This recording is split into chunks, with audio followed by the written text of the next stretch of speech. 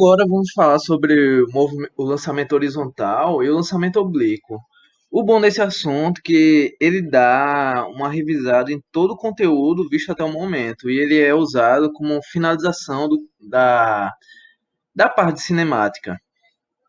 O primeiro movimento que eu vou analisar vai ser o do lançamento horizontal. Aqui tem uma figura em imagem estroboscópica, onde foi tirado uma foto a cada momento de uma bola sendo ela caindo aqui, ó. Você vê, ela faz esse seguinte movimento aqui, ó. Aqui é uma superposição de fotos onde foi tirada uma foto atrás do outra. Aqui, ó. Pode ver que ela faz esse movimento, ela cai aqui, segue com uma certa velocidade aqui e ela cai. É, Agora vamos fazer um desenho aqui para fazer análise desse movimento. Como podemos ver aqui, a bola ela vai sair com uma certa velocidade aqui na horizontal, onde o eixo para a direita é o eixo X e para baixo é o eixo Y, pois sabemos que a bola vai cair, ou seja, o movimento após ela sair daqui vai ser para baixo, ela vai ir para a direita e para baixo, como estamos vendo aqui. Como sabemos pela ação da gravidade, como a gravidade tem um sentido para baixo, ou seja, a gravidade tem o mesmo sentido que o eixo Y, a gravidade vai ser um valor positivo. Aqui vou estar demonstrando a bola após um instante seguinte, ela vai estar nessa posição, onde ela vai ter uma velocidade x pelo que eu falei da aula anterior da parte de vetores e da composição de movimentos. Os movimentos eles são independentes, ou seja, os movimentos x e o y eles funcionam de forma independente. Ou seja, ele vai ter uma velocidade inicial, vai ter a mesma velocidade aqui no eixo x, e devido à gravidade, após um certo tempo ele vai adquirir uma velocidade pela aceleração da gravidade. E com isso ele vai ter uma velocidade resultante, que vai ser nessa direção aqui, ó.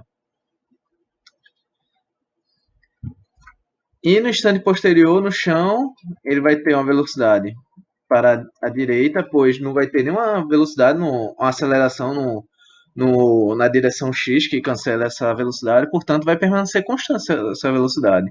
E no Y, por passar outro instante, a aceleração da gravidade vai aumentar ainda mais a sua velocidade. Isso, a velocidade resultante vai ser nessa diagonal aqui, ó. Vai ter esse tamanho aqui, que é o módulo aqui, ó. Fazendo a projeção e outra projeção aqui. Ou seja, esse movimento nós podemos analisar de formas independentes, tanto o eixo X ou o eixo Y, que é o movimento na horizontal. O movimento na horizontal, como não tem nenhuma aceleração que diminua ou aumente essa velocidade, vai ser simplesmente um movimento uniforme, pois a velocidade aqui vai ser constante. Pode ver que em cada instante aqui, a velocidade no eixo X tem o mesmo valor, o tamanho dele aqui tem a mesma direção e o mesmo sentido. Pode ver aqui que está sempre da mesma forma a velocidade no eixo X. Aqui eu estou mostrando mais detalhadamente aqui, ó, só analisando no eixo X aqui, ó, que é o horizontal, a direção horizontal. Pode ver que a velocidade está sempre na mesma direção, mesmo sentido e mesmo tamanho. Não tem nenhuma aceleração aqui que interfira nesse movimento. Ou seja, podemos usar aqui a equação horária, a função horária do movimento, do movimento uniforme. A gente pode analisar os dois movimentos separadamente, devido à não interferência que uma direção é independente do outro. Na vertical, devido à gravidade, devido à aceleração da gravidade, vamos ter um movimento uniformemente variado, ou seja, que vai atuar somente no eixo Y aqui, ó. Aqui. Aí aqui eu separei apenas o eixo Y aqui, ó. Aí no instante seguinte ele vai ter uma certa velocidade aqui, em Y, e no instante seguinte vai ter outra velocidade maior no eixo Y, devido à aceleração da gravidade. Ou seja, como é um movimento uniformemente variado, podemos analisar esse movimento na vertical usando as equações do movimento uniformemente variado. Ou seja, podemos estudar esses movimentos separadamente, ao invés de usar contas complicadas ou não. Separamos os eixos. Por isso é que a gente estudou aquela parte de vetores e a parte de composição de movimentos. Pois, por causa disso, podemos ver que podemos estudar os movimentos separadamente. E cada eixo tem seu movimento e são independentes entre si. Agora eu vou falar sobre o lançamento oblíquo. Aqui está uma foto, da mesma forma, foi tirado várias fotos em cada segundo, onde mostra como é o movimento, o lançamento oblíquo aqui, ó. Aqui o rapaz está jogando uma bola de vôlei para cima e podemos ver como é o comportamento do movimento quando é lançado uma bola na diagonal aqui, ó. Pode ver, ele faz esse movimento aqui de parábola aqui, ó. Tum, aqui, ó.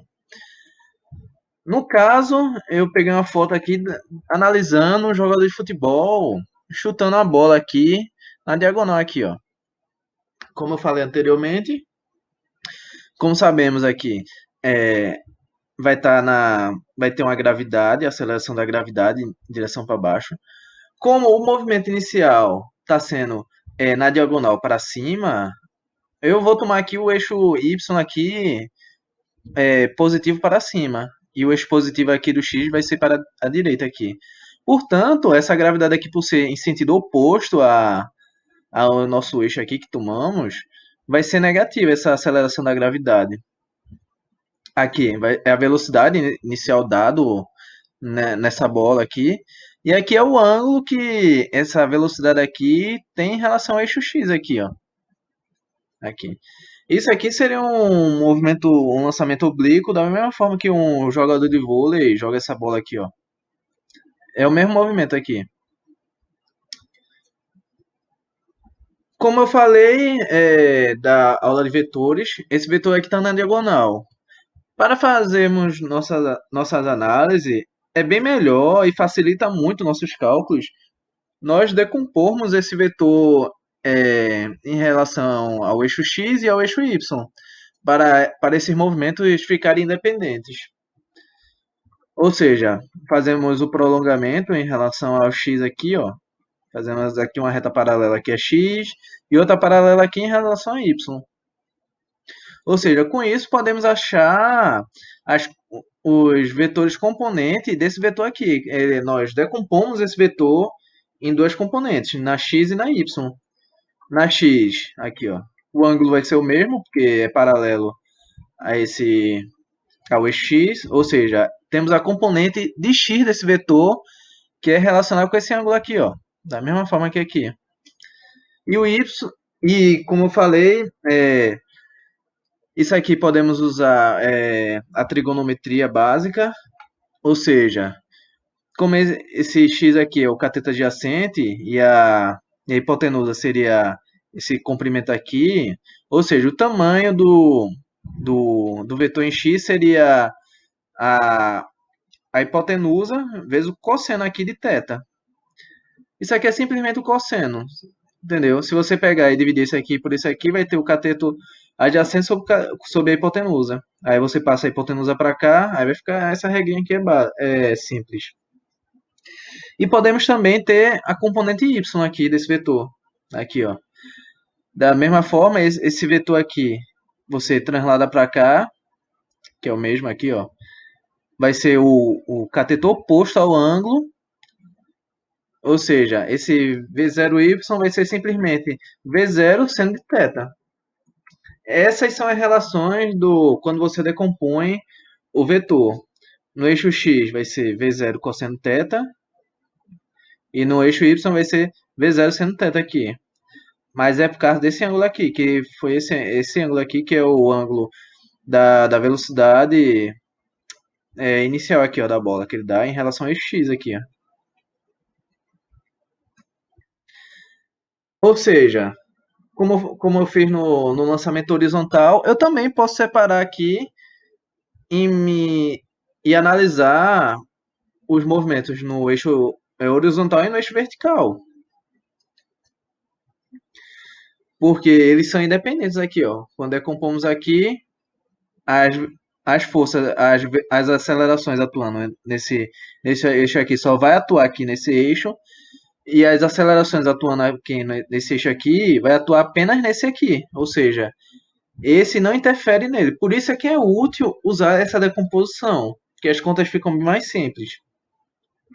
Ou seja, na horizontal, vamos ter, como não existe aceleração, a bola vai estar sempre com a mesma velocidade aqui, ó. Nessa direção aqui e nesse sentido, para a direita aqui, ó. Vai estar sempre porque não tem nenhuma aceleração alterando essa velocidade. Ou seja, na horizontal vamos ter um movimento uniforme com a velocidade constante. Ou seja, podemos usar a equação do movimento uniforme, que é S é igual a S0 mais V0t, que é a posição final é igual à posição inicial mais a velocidade inicial vezes o tempo. Pois não tem aqui variação dessa velocidade aqui. A velocidade vai ser constante aqui. E na vertical, devido a termos uma aceleração, que é no caso da gravidade, vamos ter uma variação dessa velocidade, ou seja, vamos ter um movimento uniformemente variado. E aqui, como tomamos o eixo é, para cima como positivo, a gravidade vai ser negativa, porque ela tem sentido oposto ao eixo que tomamos aqui, ó. Que o movimento ele vai começar inicialmente aqui, ó, para cima, ou seja, é mais útil utilizarmos o y aqui, ó, para cima. Aí aqui vou fazer uma análise imagética aqui do como é o movimento na vertical. Pegamos apenas os vetores na vertical e fazemos essa análise aqui, ó. Aqui ela vai ter, após um certo tempo, vai ter uma velocidade menor, que é a inicial no eixo y, porque a gravidade está em sentido oposto à velocidade, ou seja, vai ter uma redução de velocidade. Aqui, no ponto máximo, como eu falei na aula de lançamento vertical, ela, quando chega na altura máxima, que seria no y máximo aqui, a velocidade vai ser zero. E a partir desse momento, ele vai começar a inverter o sentido. Ou seja, ele vai ter um momento seguinte aqui. Se você pegar no mesmo tamanho aqui, dessa altura aqui, a velocidade vai ser a mesma, como eu expliquei do lançamento horizontal. E no final vai ter uma velocidade igual, quando ele cai no solo, ao que você lançou inicialmente. Ou seja, o lançamento oblíquo, ele tem na vertical as propriedades do lançamento vertical para cima. E no lançamento horizontal, como vimos, a vertical seria como se fosse uma queda livre. Com isso, com esse assunto, você pode ver que dá para dar uma revisão em todos os assuntos abordados até o momento, desde movimento uniforme, movimento variado, queda livre e lançamento vertical. E, como podemos ver aqui, como eu falei, da mesma forma, como aqui está sob a ação de uma aceleração, na vertical, as equações que regem esse movimento vai ser simplesmente as equações do movimento uniformemente variado, que é V igual a V0 mais AT, S é igual a S0 mais V0 T mais A sobre 2 T ao quadrado, e a equação do Torricelli aqui, ó, que é V ao quadrado é igual a V0 ao quadrado mais 2A delta S. Ou seja, podemos usar todos as teorias que estudamos até agora e as equações que foram abordadas até o momento. Ou seja, esse assunto é bom que a gente revisa e condensa em um só tópico todos os assuntos que demos até o momento. Agora vamos usar o lançamento oblíquo para retirar alguns parâmetros desse problema, que é usualmente pedido nos exames, etc. Como aqui tem a imagem do slide anterior, aqui tem um jogador jogando numa diagonal aqui o eixo para cima e a gravidade é para baixo, ou seja, está no sentido oposto do nosso eixo aqui da vertical. E aqui é a velocidade inicial e aqui é a decomposição dos vetores aqui, ó. Tá o x e o y aqui. O primeiro parâmetro importante a ser encontrado é o tempo de subida, assim como fizemos no lançamento vertical. A abordagem do problema é a mesma.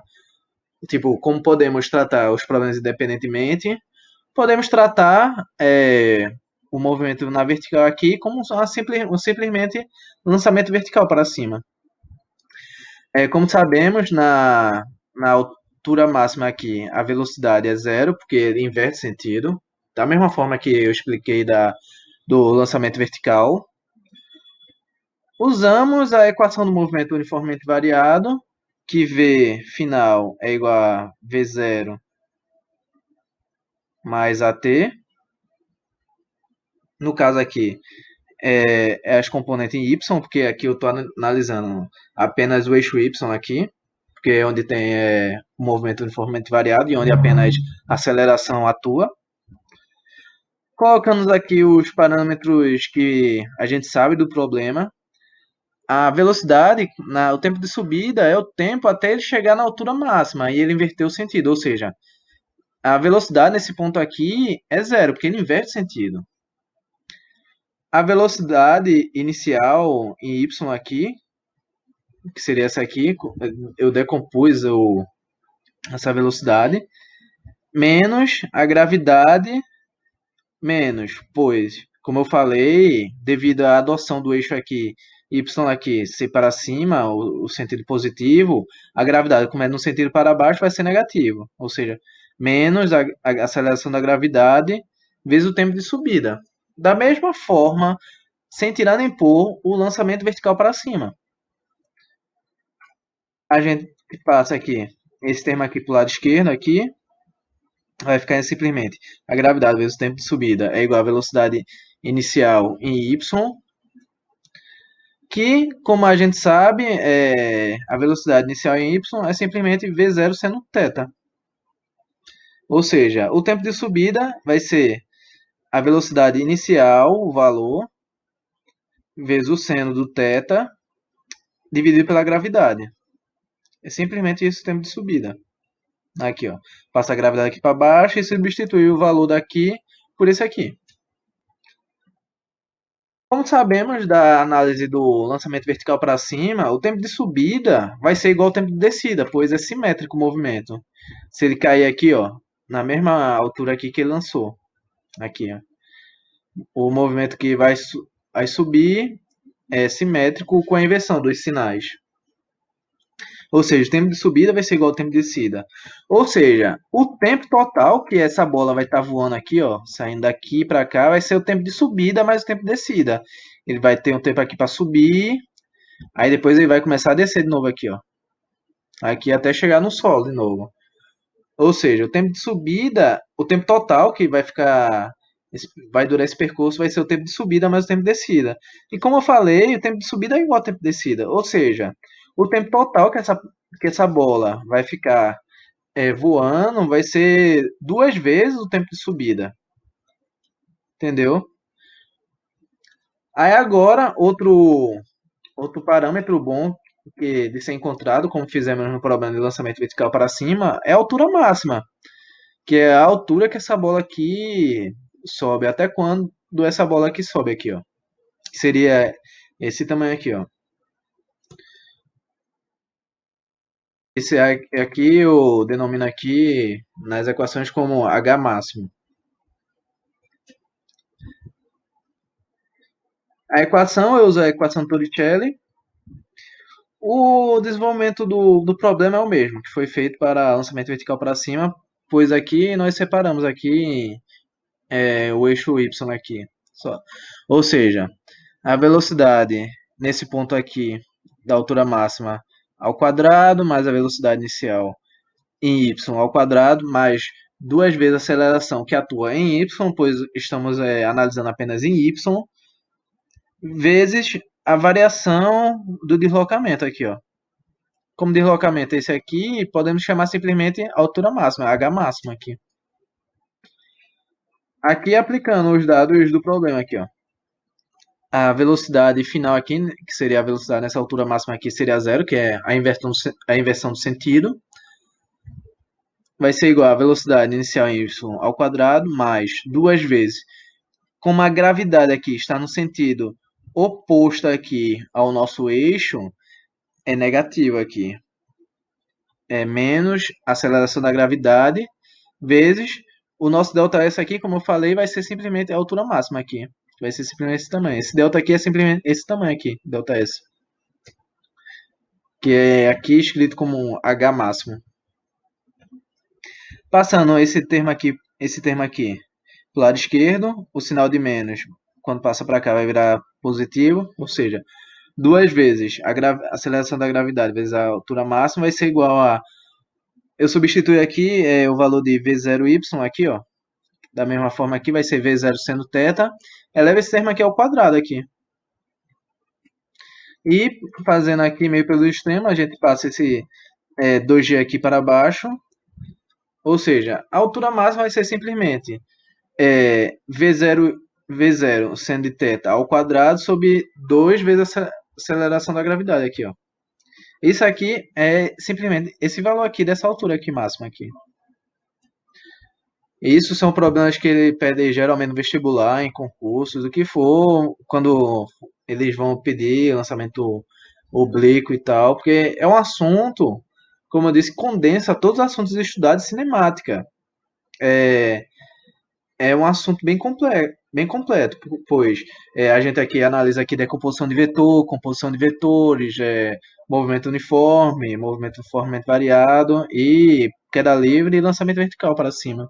Já analisamos o eixo vertical, agora vamos analisar o eixo horizontal aqui, que é para encontrar um valor muito útil, que é o alcance, até aonde essa bola aqui vai, aqui, ó. Se eu der um chute aqui, até onde alcança, porque se você quer jogar alguma coisa, você quer saber aonde vai alcançar ela, né? Se você tiver um canhão, por exemplo, vai atirar, você tem que saber até onde vai, ou um chute de uma bola, por exemplo, ou jogar uma bola.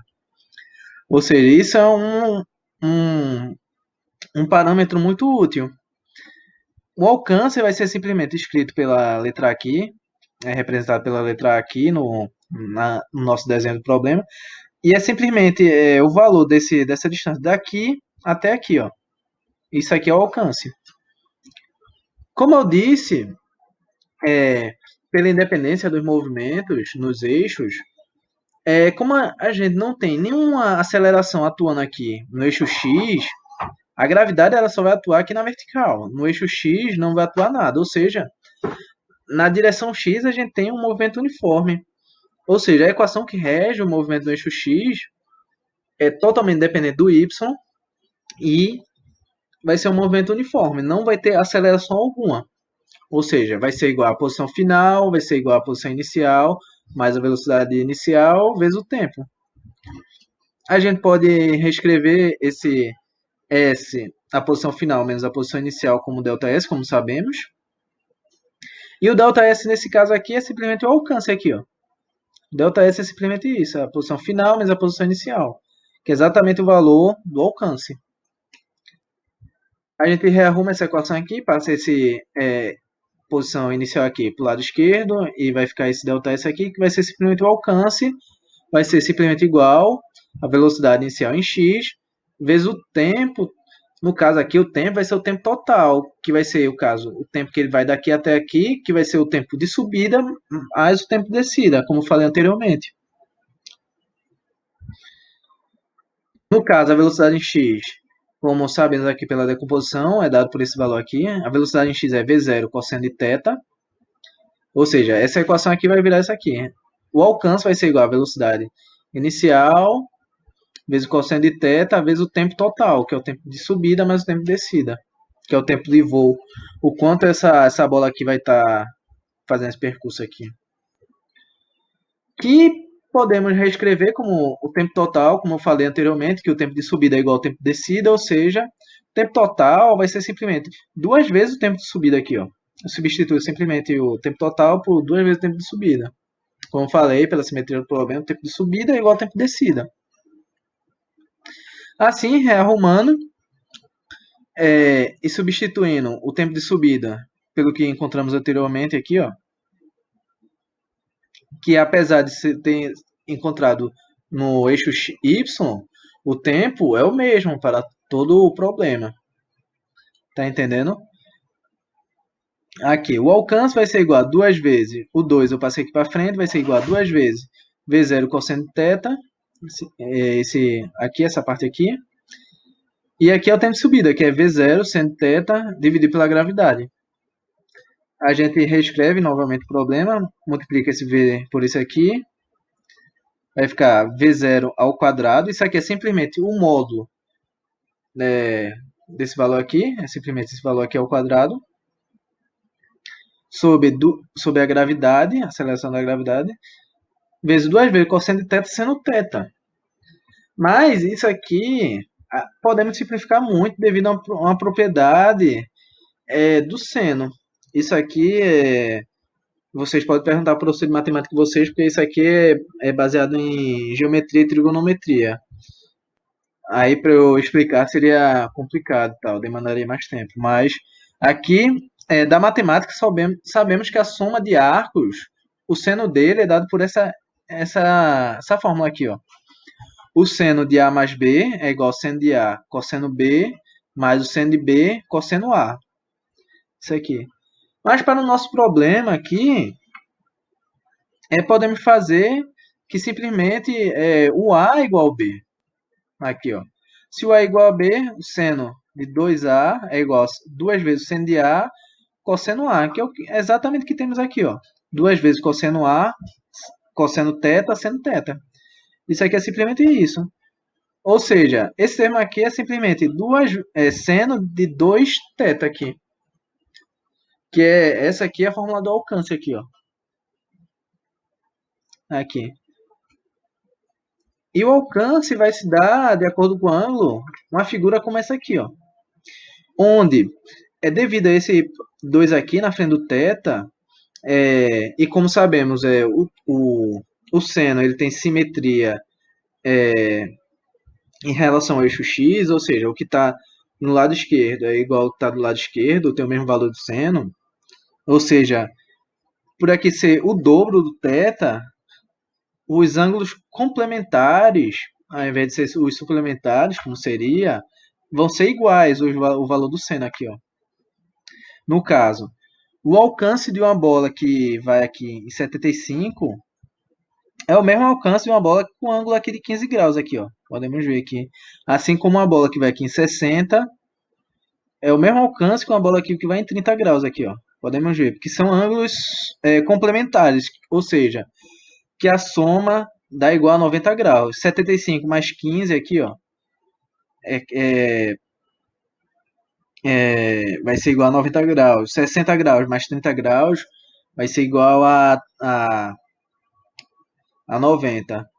E o alcance máximo vai ser em 45 graus. Por que sabemos que é 45? Porque o seno ele vai de 0 a 1. O valor onde o seno é 1 é igual a 90 graus. Como aqui temos 2 vezes θ, seria a metade de 90. Ou seja, ele tem um alcance máximo quando o ângulo aqui é igual a 45 graus. Ou seja, se você quiser chutar uma bola ou quiser atirar uma bala de canhão e quiser atingir o mais longe possível, você tem que disparar ela com um ângulo de 45 graus. Com isso, você pode atingir uma distância maior aqui, ó. Isso aqui vem dessa equação aqui, simplesmente essa. Ou seja, para ter o alcance máximo é quando o θ é igual a 45 graus e você tem simplesmente essa equação aqui, que é a velocidade inicial ao quadrado dividido pela gravidade. Essa equação aqui. Com isso, demos uma boa revisada no assunto que foi abordado durante essa primeira parte do conteúdo, que foi a parte cinemática. Na próxima aula, a gente vai começar já a dinâmica, que seria o que eu vou dar no segundo bimestre. Mas isso aqui, esse conteúdo aqui é importante para isso, que a gente deu uma boa revisada sobre todo o conteúdo abordado até o momento. Agora, eu vou mostrar um vídeo que ele mostra que o movimento Na vertical, ele funciona independente se você tá fazendo um lançamento horizontal ou, por exemplo, uma queda livre. Vocês veem o vídeo e vocês vão entender bem isso aí.